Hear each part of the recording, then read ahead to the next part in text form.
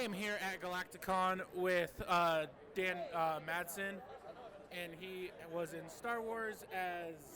Why can I remind me what the name is? Dam's Dinner, in Episode 1, The Phantom Menace.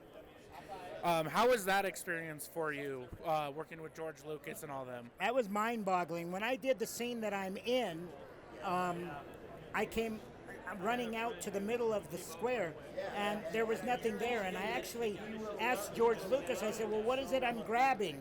He said, well, it looks like a cross between a dinosaur and a chicken. So I had to just imagine what it was that I was grabbing. It wasn't until the movie came out that I finally actually got to see all of the magic that ILM did. And lo and behold, there's a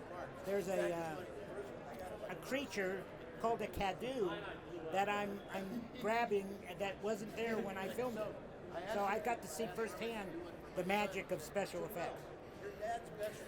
So, what other projects have you been in? Because I think for most of my generation, at least, that might be the more noteworthy thing that you have done. Yeah.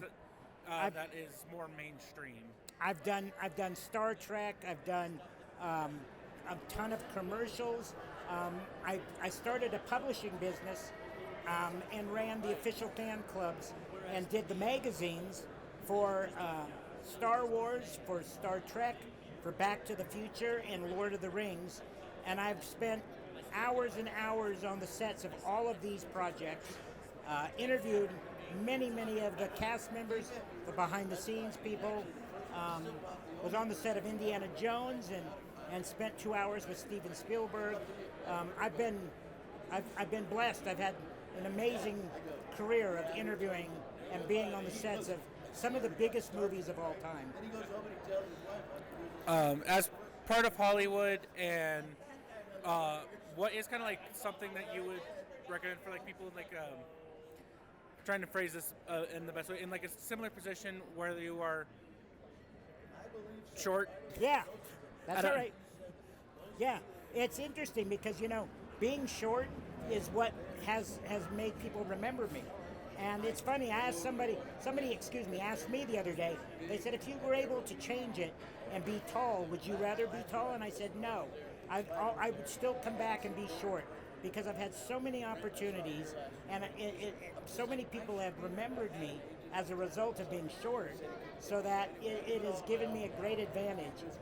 And it's allowed me to make friends with many of the people that make these massive movies in these franchises. So, yeah, it's given me special attention, and it's a result of me being short that got me the cameo part in Star Wars. So I love being short, and I wouldn't change it for the world. And going into this, that's what your book Size Matters Not is going to be about. It's memoirs about these stories, correct? Exactly. I have a lifetime so far. I'm 62 of working with all of these massive franchises.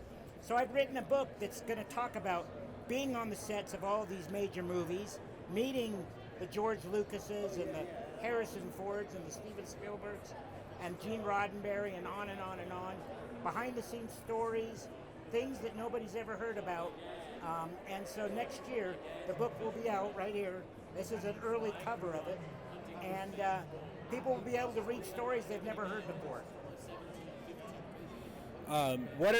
What are some stories that you, if you can give us any details on that come to mind that you really want people to get an insight in for about your life story? Well, here's an interesting story. When I went out to Paramount Studios to interview Gene Roddenberry for the first time, I was up in his office, and so we started talking about the early days of creating Star Trek. And he told me a story I'd never heard before.